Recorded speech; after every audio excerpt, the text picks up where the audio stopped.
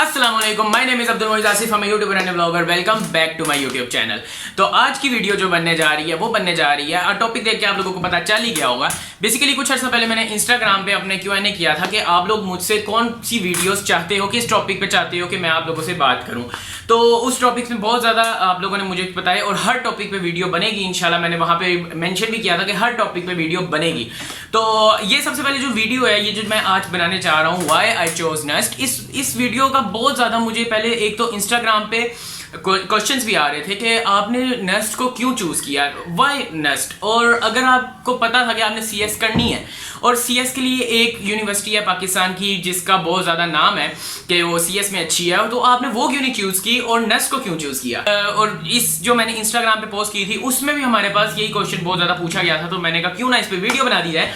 तो आज का हमारा टॉपिक यही होगा कि व्हाई आई चोज नेस्ट। अब मैं आप लोगों को बताना चाह रहा हूँ कि मैं आई एम अब्दुल मोइज आसिफ और मैं नेस्ट से कंप्यूटर साइंसेस कर रहा हूँ।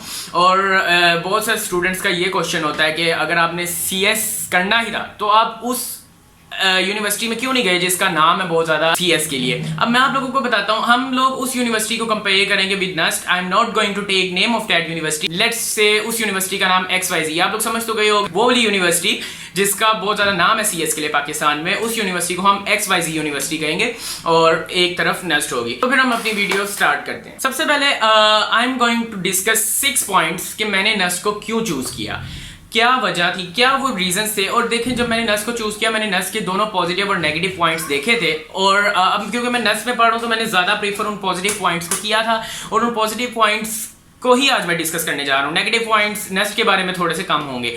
तो सबसे पहला पॉइंट है कैंपस लाइफ। जब मैं नेस्ट में जा रहा था तो मेरे पास 2 ऑप्शन थे कि मैं आप सीएस करने जा रहा हूँ, मैं उस यूनिवर्सिटी को XYZ यूनिवर्सिटी को प्रीफर करूँ या फिर नेस्ट को प्रीफर करूँ।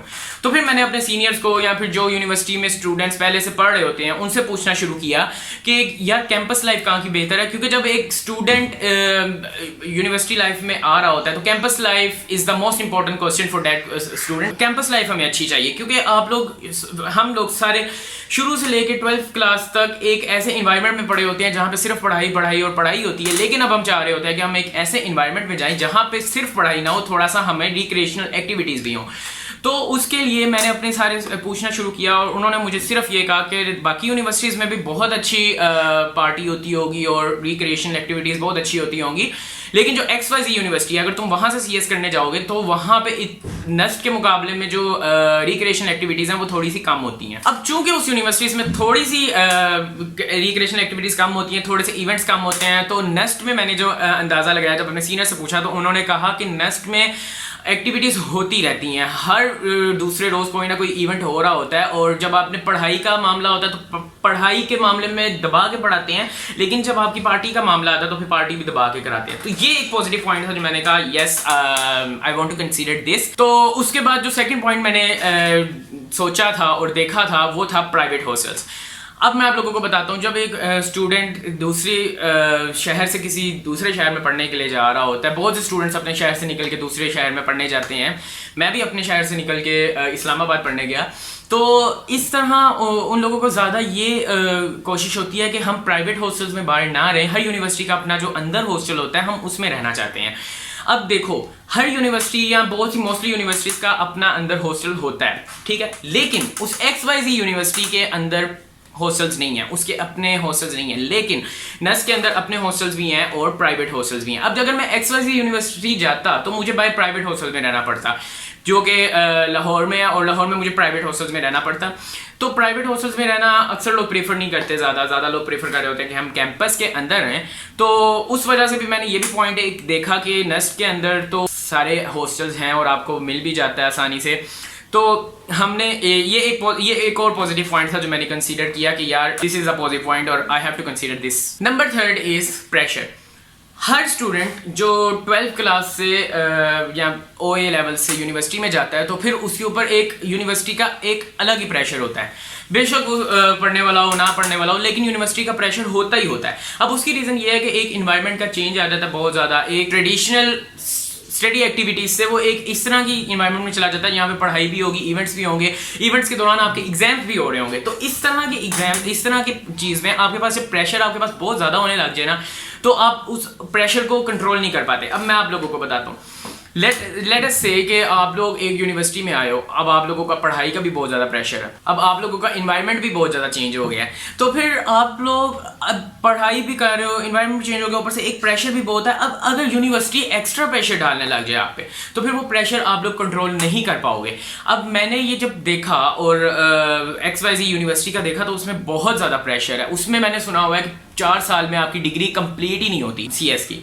तो यार मैं इस तरह का प्रेशर अपने जेहन में नहीं लेना चाहता था, और शुक्र है मैंने वो XYZ यूनिवर्सिटी नहीं सिलेक्ट की, बिकॉज कुछ दिनों पहले मैं पोस्ट देख रहा था इंस्टाग्राम पे या फिर फेसबुक पे कि वहाँ पर कुछ स्टूडेंट्स ने उस XYZ यूनिवर्सिटी के लिए पोस्ट बनाई थी, मीम्स बनाई थी, और वो शेयर कर रहे थे, हंस रहे थे, मज़ा आ रहा था, सारा चिल सीन चल रहा था। लेकिन जब यूनिवर्सिटी को पता चला तो यूनिवर्सिटी ने उसके खिलाफ एक्शन लिया और बहुत से स्टूडेंट्स को बहुत ज़्यादा सख्त सजाएं दी। फॉर एग्जाम्पल, एक स्टूडेंट को उनके हर सब्जेक्ट में एक ग्रेड डाउन कर दिया। तो उस XYZ यूनिवर्सिटी में पहले से ही ग्रेड्स कम आते हैं, और कम कर दिया जाए, पहले से बच्चे इतनी मेहनत करके ग्रेड लेते हैं, कोई किसी का B, किसी का अल्फा, और एक ग्रेड डाउन कर दिया जाए तो फिर तो प्रेशर बहुत ज़्यादा है।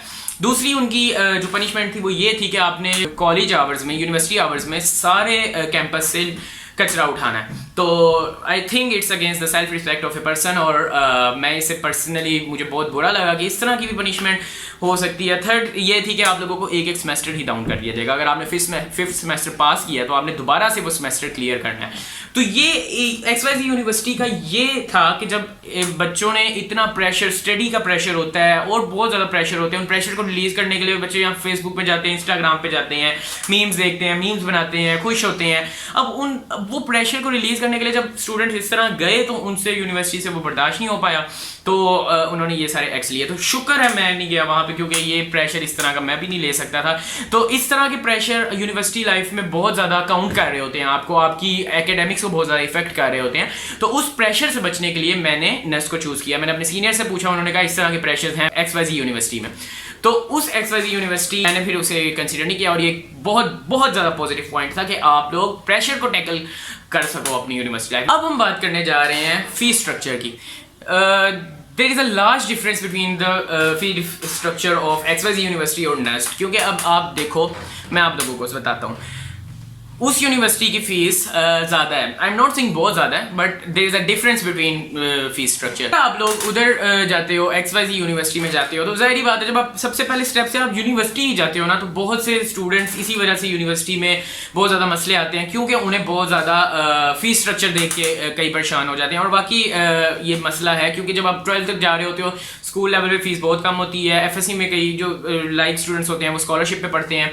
उसके बाद जब आप फीस स्ट्रक्चर पढ़ते हैं ना, तो फिर काफ़ी बच्चे परेशान हो जाते हैं, और फीस स्ट्रक्चर को देखना भी ज़रूरी काम है कि आप इस ऐसी यूनिवर्सिटी में जाओ जहाँ आप अफोर्ड भी कर सको। तो जो XYZ यूनिवर्सिटी है उसका फीस स्ट्रक्चर ज़्यादा है कंपैरेटिवली टू NUST। और the fifth point is cream of Pakistan की करीम, पूरे पाकिस्तान की करीम NUST का टेस्ट ज़रूर देती है। पाकिस्तान की करीम नहीं, हर स्टूडेंट NUST का टेस्ट ज़रूर होता है, और जो करीम होती है वो सिलेक्ट हो जाती है NUST के टेस्ट के लिए।